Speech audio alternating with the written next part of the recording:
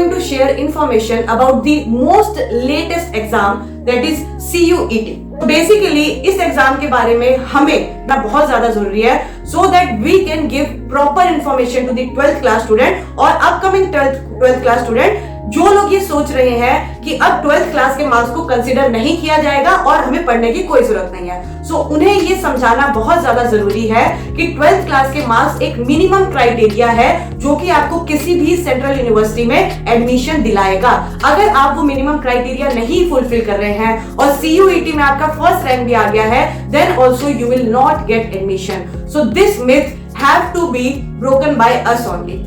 So UGC has decided that from this year, for getting admission in central universities, colleges affiliated to central universities, the student have to give a common entrance exam, that is CUET, Central University Common Entrance Exam.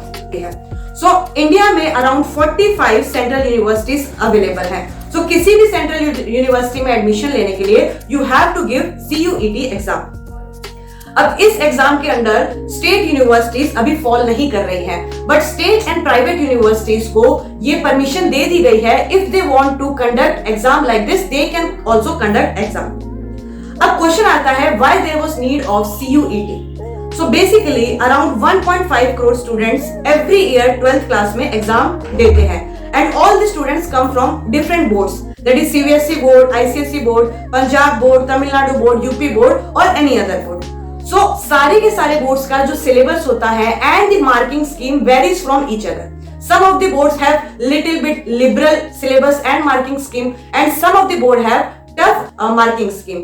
सो एक healthy competition establish करने के लिए UGC ने decide किया है कि सबको एक प्लेटफॉर्म पे अगर लेके आना है, then the student have to give a common entrance exam.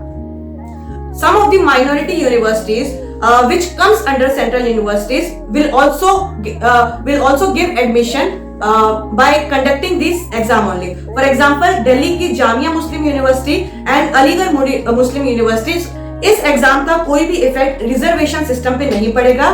Reservation system पे नहीं पड़ेगा इसका मतलब ये है कि जो अभी करंट रिजर्वेशन सिस्टम चल रहा है उसी के बेसिस पे इसकी मार्किंग स्कीम डिसाइड होने वाली है. This exam will be conducted by NTA, that is national testing agency, the agency which conduct JEE and NEET exam. इस एग्जाम को आप घर से बैठ के भी दे सकते हैं. This exam will be conducted in first week of July and the syllabus for this exam will be same as what they have studied in their 12th standard. ये एग्जाम 13 लैंग्वेजेस में दिया जा सकता है. 13 लैंग्वेजेस के अंदर आता है Hindi, English, Marathi, Gujarati, Tamil, Telugu, Kannada, Malayalam, Urdu, Assamese, Bangla, Punjabi and Odia. So जो भी आपका मीडियम आपको सिलेक्ट करना है, you can select from these 13 languages. This exam will be conducted in 3 phase. First phase will be conducted in the selected language. इस फेज के अंदर आप एक लैंग्वेज भी सिलेक्ट कर सकते हैं या अगर आप 2 लैंग्वेज करना चाहते हैं तो 2 लैंग्वेज भी आप सिलेक्ट कर सकते हैं. Second phase is subject aptitude, जिसके अंदर 27 डोमेन्स अवेलेबल रहेंगे. आपको कोई भी 6 डोमेन सिलेक्ट करने हैं and you can give second phase in that 6 domain only. Third phase is optional phase which will be conducted according to the universities or need of the universities.